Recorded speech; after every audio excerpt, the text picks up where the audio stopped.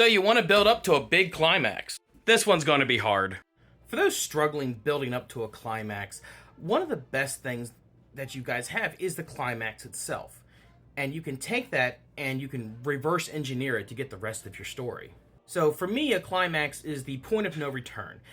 But it also should be a culmination of all the choices and decisions that your characters have made, both the villains and the heroes. So get out your highlighters and reread your climax as an author.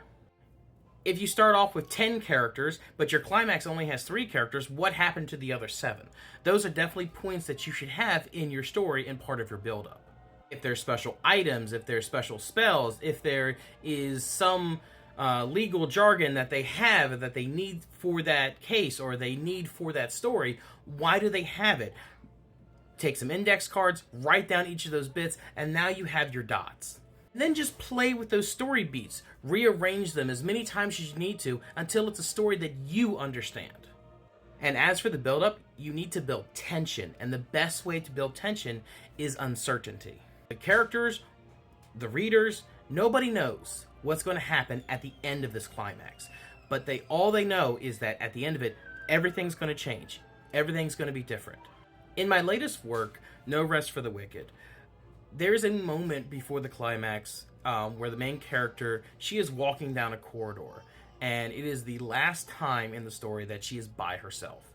And that is the moment for her to reflect on everything that has happened to her leading up to this moment. And she knows that whatever happens, the moment she crosses that threshold, her world is going to change. She is not going to be the same person she was right here in this moment. She may not be around after this moment. And it is that uncertainty that will grab your readers and hold them until the climax is over. But if you're trying to connect the dots, if you're trying to connect those index cards, the best advice I can give is to get the phrase "and then" out of your vocabulary. But then, however something happens, make sure that there is an effect or a cause, and it is directly correlated to your character's decisions. What they decide affects the outcome of the next thing and the next thing, and it dominoes in and to the climax. Everything builds up to one moment, that one point of no return. And always remember that Geary believes in you, and happy writing.